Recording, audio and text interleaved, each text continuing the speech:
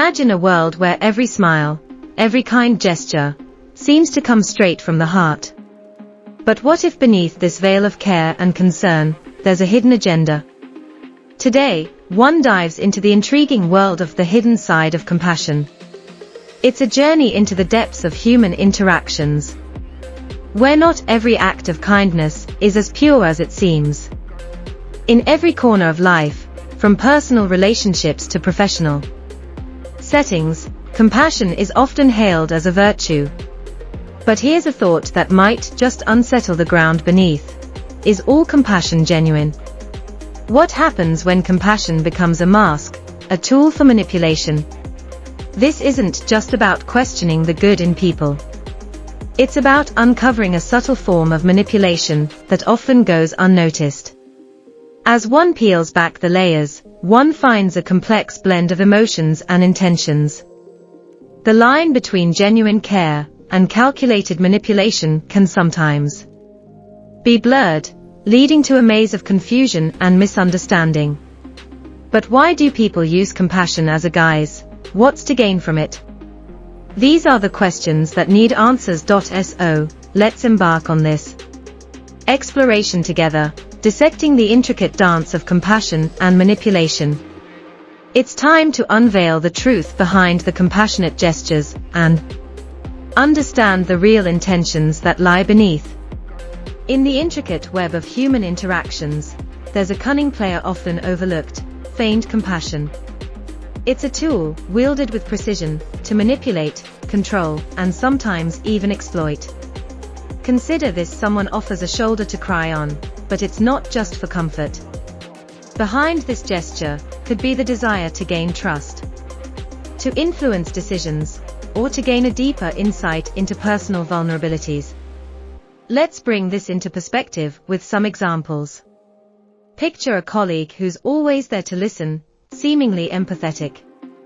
However, they use the insights gained from these moments of vulnerability to advance their own agenda in the workplace.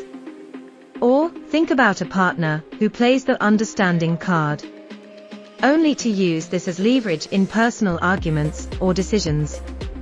But how does one tell the difference between genuine compassion and manipulation in disguise? It's a fine line, but there are telltale signs. Genuine compassion is selfless. It doesn't expect anything in return. It's consistent and doesn't fluctuate based on what one can gain from the situation. On the other hand, manipulative compassion often comes with strings attached. It might feel conditional, or like there's an underlying agenda. It's often inconsistent, flaring up in moments where there's something to gain. Understanding this distinction is crucial. It's about seeing beyond the surface, questioning the motive behind the kindness, and recognizing the pattern of behavior. This isn't about becoming cynical of every act of kindness, but rather being aware and vigilant. In a world where emotions can be as manipulative as words, understanding the true nature of compassion is not just insightful, it's empowering. Delving into the psychology behind false compassion opens a window into a world of complex human behaviors. At its core, using compassion as a tool of manipulation often stems from a deep-seated desire for control, influence, or validation. It's about wielding emotional intelligence not to connect or empathize, but to steer situations or people to one's advantage. Consider the case studies that highlight this phenomenon. In a workplace scenario, a manager who is outwardly supportive and empathetic, but uses these traits to subtly coerce employees into working longer hours or taking on extra tasks. Here, the psychological tactic is clear: by appearing compassionate, the manager gains the employee's trust and loyalty, making it easier to influence their actions. In personal relationships, this manipulation can take a more intimate form. A partner who consistently uses their understanding of the other's emotional needs as a way to keep them in the relationship, despite toxic dynamics. This isn't just manipulation, it's emotional blackmail, using compassion as a weapon. The reasons for this behavior are as varied as they are complex. In some cases, it's about a fear of losing control or status. For others, it's a learned behavior, a tactic that has worked in the past and becomes a go-to strategy. And sometimes, it's about filling an emotional void. Using manipulation to feel needed or important. Understanding these psychological underpinnings is crucial in identifying and protecting oneself from false compassion. It's about recognizing patterns, understanding motives, and being aware of the emotional dynamics at play. This isn't about demonizing compassion, but about being aware of its potential misuse and staying vigilant to the true intentions behind seemingly caring actions. Compassionate manipulation, a subtle yet potent force, carries with it significant consequences for individuals and relationships.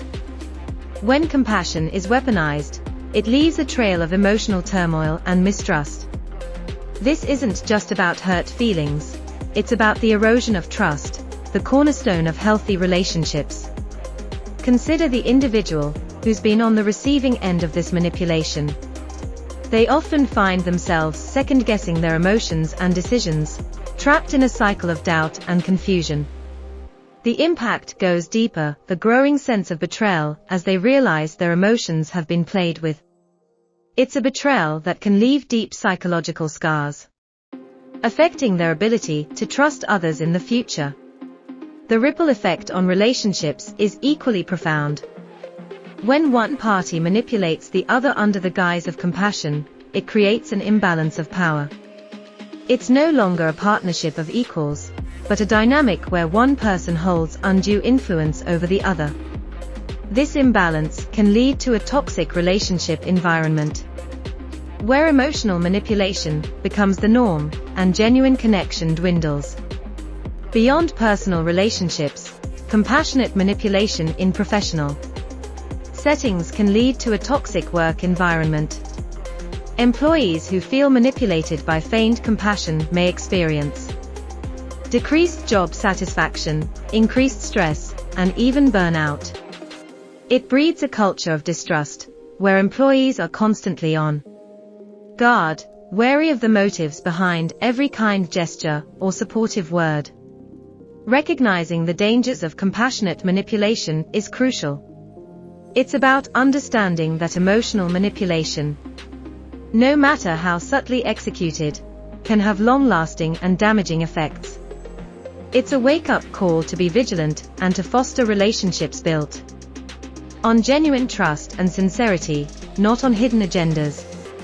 In a world where compassionate manipulation lurks around corners, arming oneself with defense and prevention strategies is not just wise, it's essential. It's about building a fortress, not of walls, but of awareness and emotional intelligence. First off, developing a keen sense of discernment is key.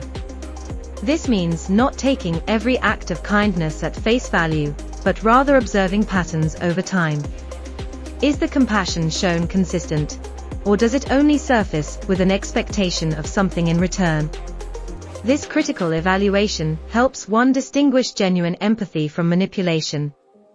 Building emotional awareness is another crucial step. It involves understanding one's own emotional triggers and vulnerabilities. Often, manipulators exploit these vulnerabilities. By being aware of them, one can prevent emotional hijacking and maintain control over their responses. Strengthening one's self-esteem plays a significant role too. When someone is confident in their worth, they are less likely to fall prey to manipulative compassion, which often preys on insecurities. It's about valuing oneself enough to question motives and actions that don't align with one's well-being. Communication is also a powerful tool. It means having open, honest conversations about feelings and perceptions. If something feels off, addressing it directly can help clarify intentions and dispel any attempts at emotional manipulation. Lastly, setting boundaries is crucial.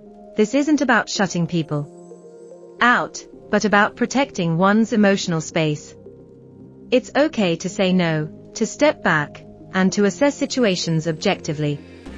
Boundaries act as a shield, guarding against unwarranted emotional intrusions. In summary, defending against compassionate manipulation isn't about cynicism, it's about being smart, aware, and emotionally intelligent. It's about building an inner strength that recognizes and resists manipulation, fostering healthier, more authentic relationships. In the intricate dance of human interactions, authentic compassion shines as a beacon of sincerity and genuine care. It's a quality that goes beyond mere words or gestures. It's felt in the heart and seen in actions. True compassion has a few unmistakable characteristics that set it apart from its manipulative counterpart. Firstly, authentic compassion is selfless. It doesn't seek personal gain or has hidden motives. It's given freely, without expecting anything in return. When someone acts out of genuine compassion, their focus is solely on alleviating the suffering or improving the well-being of the other person. Another hallmark of real compassion is consistency. It's not selective or conditional. It doesn't come and go based on what one can gain from the situation. True compassion is a steady presence, offering support and understanding consistently, regardless of the circumstances. Empathy is at the core of authentic compassion. It's the ability to truly understand and share the feelings of another. This empathy drives the compassionate individual to take action, to provide comfort, support, or assistance in a way that is truly helpful and meaningful to the person in need. The importance of sincerity in human interactions cannot be overstated. Sincere compassion fosters trust, builds strong relationships, and creates a foundation for healthy, supportive interactions. It's a powerful force that can heal, unite, and uplift. In a world where genuine connections are increasingly valued, understanding and practicing authentic compassion becomes crucial. It's about moving beyond superficial interactions and forming deeper, more meaningful connections. Authentic compassion is not just a virtue to aspire to. It's a way of engaging with the world that enriches both the giver and the receiver. As we conclude this exploration into the intricate world of compassion and its manipulation, let's take a moment to reflect on the key points we've uncovered. We've seen how compassion, a fundamentally beautiful and human trait, can be twisted into a tool for manipulation, leaving behind a wake of confusion and mistrust. We've delved into the psychology behind false compassion, uncovering the motives that drive some to exploit this noble sentiment for personal gain. But, more importantly, we've also discovered the unmistakable hallmarks of true, authentic compassion: its selflessness, consistency, and rootedness in empathy. We've underscored the immense value of sincerity in our interactions, emphasizing how genuine compassion can build trust, strengthen relationships, and foster a sense of community and understanding. Now, it's time for a collective call to action. Let's champion the cause of authentic compassion in our societies. It starts with each one of us recognizing and resisting manipulative behaviors, nurturing our own capacity for genuine empathy, and valuing sincerity in our interactions. Imagine a society where authentic compassion is the norm, not the exception. A society where interactions are based on true understanding and empathy, where people support each other without hidden agendas. This isn't just an idealistic vision, it's a practical, achievable goal that starts with awareness and a commitment to change. So, as we step back into our daily lives, let's carry with us the insights and understanding we've gained. Let's be the torchbearers of authentic compassion, lighting the way towards a more sincere, empathetic, and connected world. Together, we can make this vision a reality.